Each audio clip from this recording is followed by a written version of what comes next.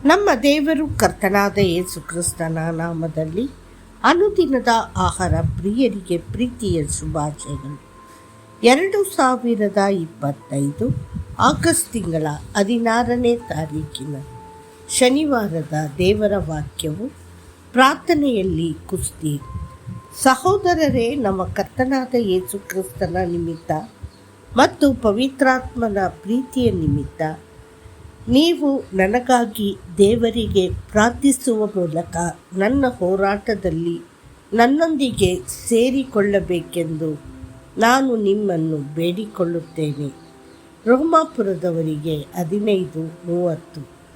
ನಿಮ್ಮ ಪ್ರಾರ್ಥನೆಗಳಲ್ಲಿ ಶ್ರಮಿಸಿ, ಕರ್ತನ ಕಡೆಗೆ ಶ್ರದ್ಧೆಯಿಂದ ಪ್ರಾರ್ಥಿಸಿ.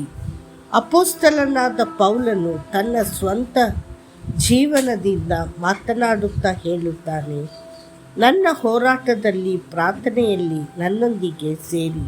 ಹೌದು, ಸ್ವರ್ಗದ ರಾಜ್ಯವು ಹಿಂಸೆಯನ್ನು ಅನುಭವಿಸುತ್ತದೆ ಮತ್ತು ಹಿಂಸಾತ್ಮಕರು ಅದನ್ನು ಬಲವಂತವಾಗಿ ತೆಗೆದುಕೊಳ್ಳುತ್ತಾರೆ. ನಾವು ಪ್ರಾರ್ಥನೆಯಲ್ಲಿ ಹೋರಾಡಬೇಕು.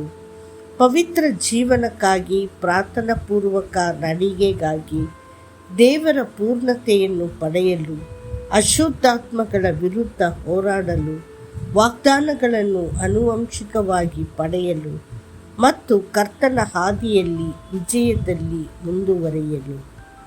ಕಣ್ಣೀರಿನೊಂದಿಗೆ ಪ್ರಾರ್ಥನೆಗಳಿವೆ.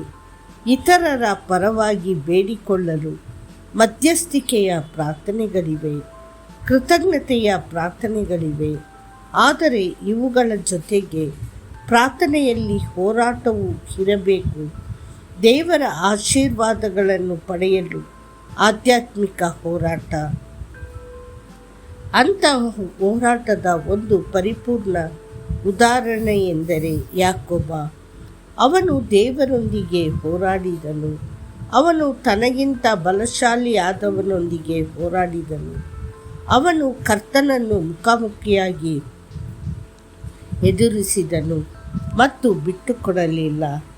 ಈ ಹೋರಾಟದ ಪ್ರಾರ್ಥನೆಯ ಪರಿಣಾಮವಾಗಿ ಯಾಕೋಬನಿಗೆ ಹೊಸ ಹೆಸರು ಬಂದಿತು. ಇಸ್ರೇಲ್, ಅಂದರೆ ದೇವರೊಂದಿಗೆ ಮತ್ತು ಮನುಷ್ಯರೊಂದಿಗೆ ಹೋರಾಡಿ ಜಯಗಳಿಸಿದವನು. ಪ್ರವಾದಿಯಾದ ಹೋಶೇಯನು ಯಾಕೋಬನ ಬಗ್ಗೆ ಬರೆಯುತ್ತಾನೆ, ಅವನು ಗರ್ಭದಲ್ಲಿ ತನ್ನ ಸಹೋದರನ ಇಮ್ಮಡಿಯನ್ನು ಹಿಡಿದನು ಮತ್ತು ತನ್ನ ಬಲದಿಂದ ದೇವರೊಂದಿಗೆ ಹೋರಾಡಿದನು. ಹೌದು, ಅವನು ದೇವದೂತನೊಂದಿಗೆ ಹೋರಾಡಿ ಜಯಗಳಿಸಿದನು. ಅವನು ಹತ್ತನು, ಅವನ ದಯೆಯನ್ನು ಬೇಡಿದನು. ಅವನು ಬೆತ್ತಲಿನಲ್ಲಿ ಆತನನ್ನು ಕಂಡುಕೊಂಡನು ಮತ್ತು ಅಲ್ಲಿ ಆತನು ನಮ್ಮೊಂದಿಗೆ ಮಾತನಾಡಿದನು. ಹೋಶೇಯ 12:3-4.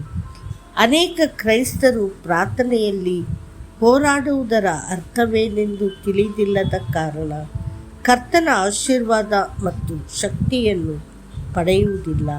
ಕ್ರಿಸ್ತನಲ್ಲಿ ತಮ್ಮದನ್ನು ಪಡೆಯಲು ಅವರು ದತ್ತು ಸ್ವೀಕಾರದ ಮನೋಭಾವವನ್ನು ಕಂಡು ಹೆಣ್ಣು ಮಕ್ಕಳ ಧೈರ್ಯವನ್ನು ಬಳಸುವುದಿಲ್ಲ. ದೇವರು ನಮ್ಮ ತಂದೆಯಾಗಿರುವುದರಿಂದ ಮತ್ತು ನಾವು ಆತನ ಸ್ವಂತ ಮಕ್ಕಳಾಗಿರುವುದರಿಂದ ಧೈರ್ಯದಿಂದ ಕೇಳುವ ಹಕ್ಕು ನಮಗಿದೆ.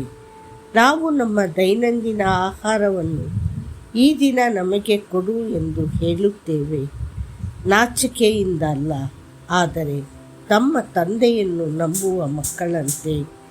ದೇವರ ಪ್ರಿಯ ಮಕ್ಕಳೇ, ಅಂತಹ ಧೈರ್ಯಶಾಲಿ ನಂಬಿಕೆಯಿಂದ ಪ್ರಾರ್ಥಿಸಲು ಭಯಪಡಬೇಡಿ.